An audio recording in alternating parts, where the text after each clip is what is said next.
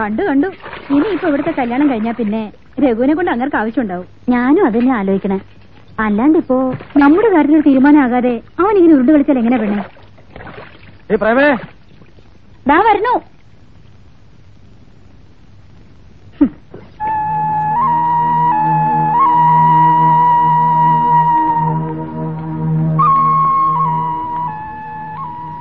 എല്ലാം ഉറപ്പിച്ചു അല്ലേ? ഉറപ്പിച്ചു. നിന്റെ പെങ്ങളുടെ കല്യാണം. ശ്രീദേവിയുടെ കല്യാണത്തിനാണെങ്കിൽ ഇനി കുറച്ച് ദിവസമല്ലേ ഉള്ളൂ. നമ്മുടെ കയ്യിലാണെങ്കിൽ ഒന്നുമില്ല. അതുകൊണ്ട് ഞാൻ അയാളോട് കുറച്ച് പൈസ. ഓഹോ, അപ്പൊ അയാൾ നിന്നെ വിലക്കെടുത്തു അല്ലേ? എന്തായാലും ആ പണം കൊണ്ട് നീ കല്യാണം നടത്തണ്ട.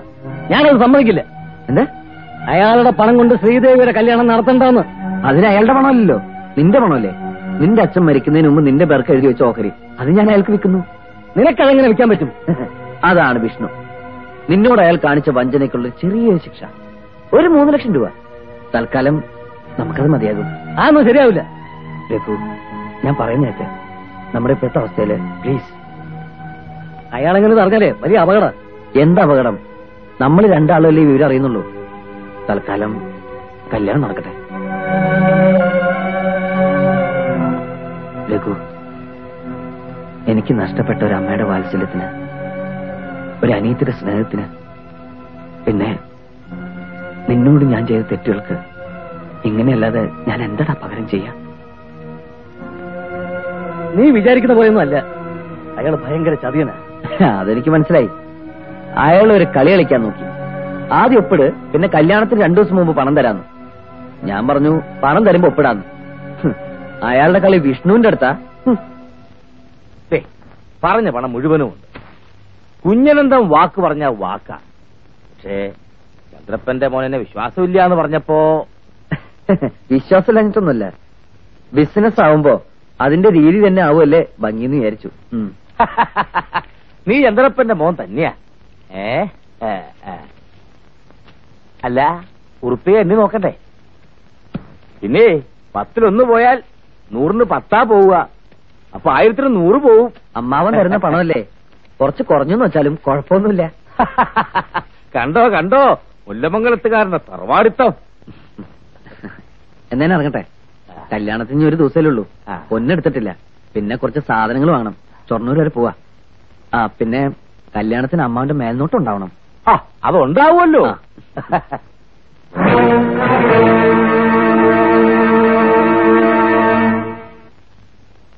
രഘുട്ടാ, രഘുട്ടാ,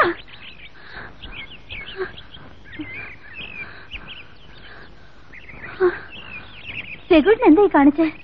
ഒപ്പിടുമ്പോ ഡോക്യുമെന്റ്സ് ഒന്ന് വായിച്ചു നോക്കാറുന്നില്ലേ? ആരെയും കണ്ണടച്ച് വിശ്വസിക്കരുത് കേട്ടോ. രഘുട്ടിനെ അച്ഛൻ ചതിക്കുകയായിരുന്നു. ചതിച്ചത് ഞാനാ, എല്ലാവരെയും, അമ്മൂനടക്കം. രഘുട്ടിന് എന്തായി പറയണേ? എങ്ങനെയാ അമ്മൂനോടത് പറയാന്ന് എനിക്കറിയില്ല. പറയണം എന്ന് പലപ്പോഴും മനസ്സിൽ കരുതിയതാ.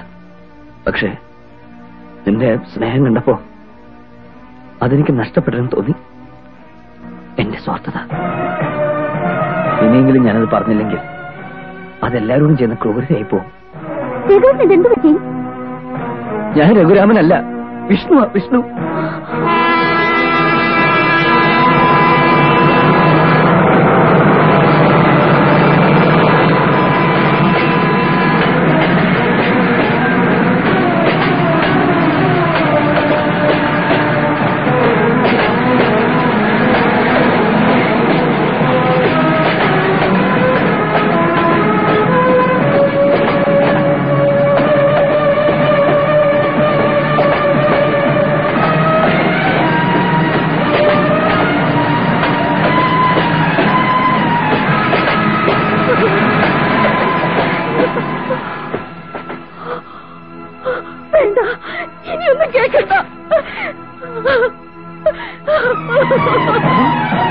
അമ്മു, അമ്മു,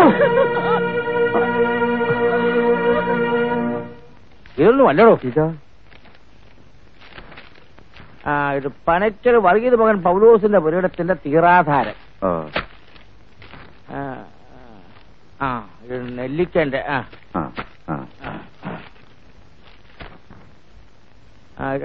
ഒരു പഴയ വക്കീൽ നോട്ടീസും ഡിഗ്രി എഴുതി.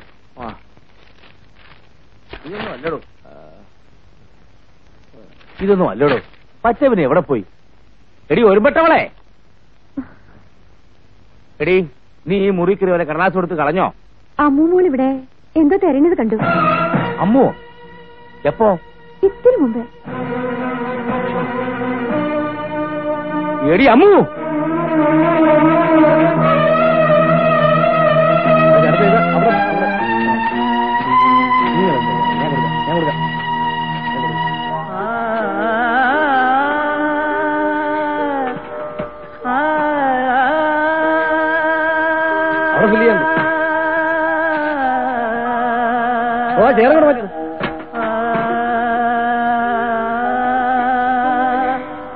എന്തായി അവിടെ അങ്ങോട്ട്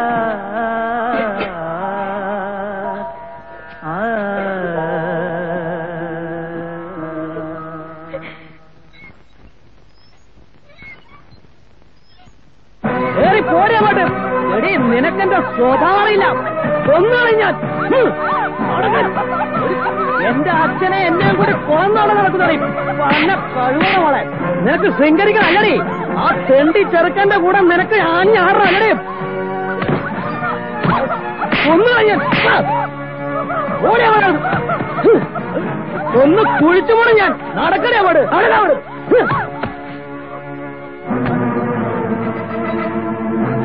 കുടുംബം കുളം തോണ്ടാൻ പറന്ന ജന്തു. ഈ കുഞ്ഞനന്തനെ ഇത്രയും കാലമായിട്ട് നിനക്ക് മനസ്സിലായിട്ടില്ലടി. അവൻ ആരാളി? നിന്റെ മറ്റവനോ?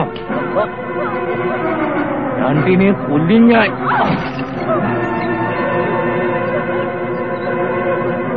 അവന്റെ പെങ്ങടെ ഒരു കല്യാണം. ആ കല്യാണം നടക്കരുതാ. നിന്റെ അമ്മയുടെ ഗതി നിനക്കറിയില്ലല്ലേ? ഒറ്റ ചവിട്ടിനോ അകത്തെ എന്നാ എന്നെ കൊല്ല്. നിങ്ങൾക്ക് തോന്നുന്നുണ്ടാവും നിങ്ങളാ ജയിക്കാന്ന്. അതേടി, കുഞ്ഞനന്തനാ ജയിക്കുന്നത്. കുഞ്ഞനന്തൻ തോറ്റ ചരിത്രം ഉണ്ടായിട്ടില്ല. ഈ അംഗത്തിലും കുഞ്ഞനന്തൻ തന്നെ ജയിക്കും. ഇല്ല, നിങ്ങൾ തോക്കും. തോറ്റുകൊണ്ടിരിക്കുക. അത് ജയിക്കുമല്ല, വിഷ്ണുവാ. വിഷ്ണു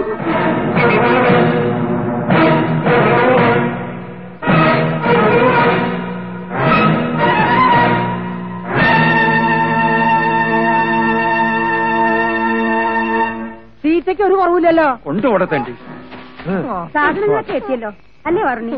എന്താ സംശയം? ഈ വീട് അങ്ങനെ എനിക്ക് മറക്കാൻ പറ്റുമോ ഭവാനി അമ്മേ? രഘു ദൂരെ എത്തിയില്ലേ? ഇല്ല, വിട് വിടാൻ ഇങ്ങനെ വിടുക.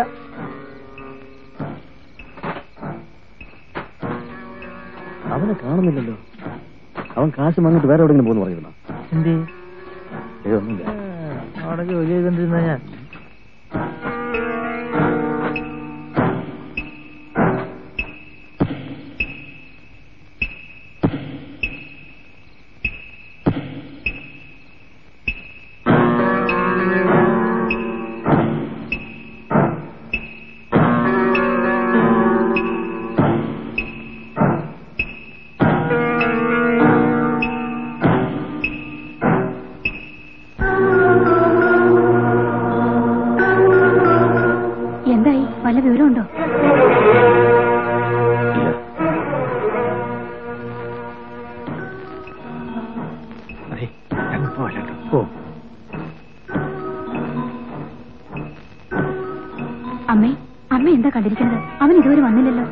ഞാൻ എന്താ ചെയ്യാ? എന്റെ ഗുരുവായൂരപ്പാ. വരുന്നു മാഷേ. ഈശ്വര, ആൾക്കാരെയൊക്കെ വിളിച്ചു വരുത്തിയിട്ട് ആകെ നാണക്കേടാവുമല്ലോ. എനിക്കൊന്നും അറിയില്ല. അല്ല ഭവാനിയമ്മ, എന്താ ഇത് കഥ? മുഹൂർത്തവറായി. ഞാൻ എന്ത് ചെയ്യണം മാഷേ? രഘുവിനെ ഇതുവരെ കാണാനില്ല.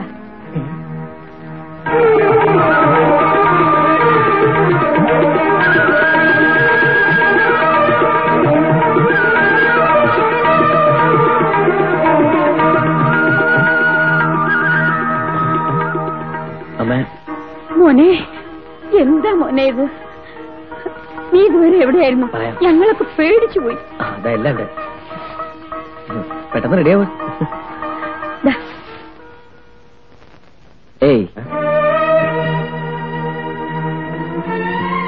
മുങ്ങിന്ന് കരുതി അല്ലേ? ആ ദേവനും കൂട്ടരന്റെ പുറകണ്ടായിരുന്നു. ആ അതുകൊട്ടെ, ഇത് നിനക്കുള്ളതാ, പെട്ടെന്ന് റെഡിയാവ്. ആ എന്താ? കുഴപ്പമില്ല, പെട്ടെന്ന് റെഡിയാവ്.